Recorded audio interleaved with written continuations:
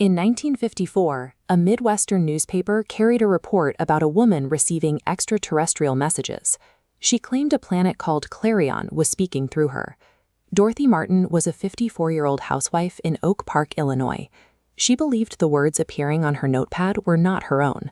She was merely the vessel for beings from a distant world. Those messages carried a specific timeline for the end of the world.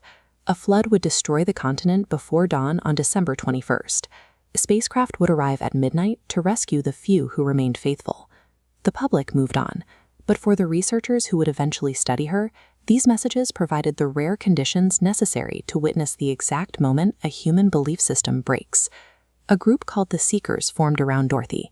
Looking back, it is tempting to view these people as gullible or uneducated, but the internal records of the group show otherwise. The members included a doctor who permanently shuttered his practice and a university student who gave away his every possession. There was a mother who said goodbye to her children, convinced she would never see them again. A young psychologist named Leon Festinger recognized the significance of these sacrifices. He put together a team of researchers, posed as believers, and infiltrated the Seekers to observe the deadline from the inside. Festinger was not interested in debunking the prophecy. He wanted to observe what the brain does when it is cornered by its own investment, forced to choose between a mountain of evidence and a lifetime of sacrifice. On the evening of December 20th, the researchers and believers gathered in Dorothy Martin's living room for the final countdown. The group received a final, bizarre instruction. The rescue spacecraft could not accept any metal. In the final hours, the believers began frantically purging their clothes. They cut zippers from their trousers, tore out bra clasps, and set aside belt buckles. They even sliced the metal tips off their shoelaces. These small, frantic acts represent the final stage of commitment. After giving up their careers and families, these tiny sacrifices ensured their dedication was total. They were making themselves ready for a reality that was about to disappear. At 20 to midnight, the room goes quiet. There is nothing left to say. There is only the waiting. The minutes stretch into hours, and the room falls into a heavy, suffocating silence. 1 a.m. 2 a.m. 3. The only sound is the rhythmic, mechanical ticking of the clock on the wall, marking time as it slips away. 4 a.m. The air in the room grows heavy and stale, but the circle remains unbroken, every eye fixed on the blank notepad, waiting for a sign that never comes. No one speaks. No one moves. They sit in the growing cold, clutching their metal-free clothes, anchored by a belief that refuses to die.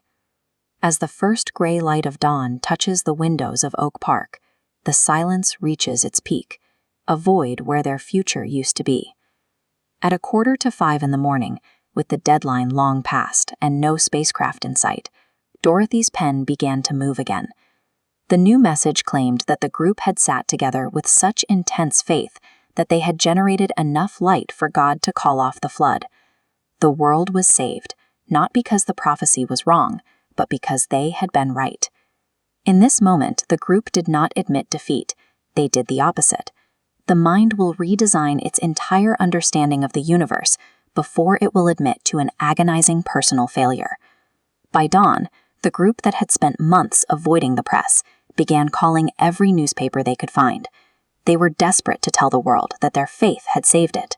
3 years later, Festinger published his findings under the title Cognitive Dissonance. This is the psychological distress we feel when we are forced to hold two mutually exclusive truths simultaneously. It is a state of internal friction so painful that the brain demands a resolution. Festinger's observation was that humans do not resolve this pain by following the evidence. We resolve it by rejecting any facts that threaten our previous investments. Think of the last time you bought an expensive phone, and then immediately afterward found yourself only reading the positive reviews for it. The intensity is different, but the logic is identical. Whether the cost is $1,000 or a decade of your life, once you have paid a high enough price, the brain begins to treat new evidence as a threat to its own survival. Festinger never studied another cult. He realized that this tendency wasn't a quirk of extremists, but a hardwired feature of our species. What belief are you protecting right now, simply because you have already paid too much to let it go?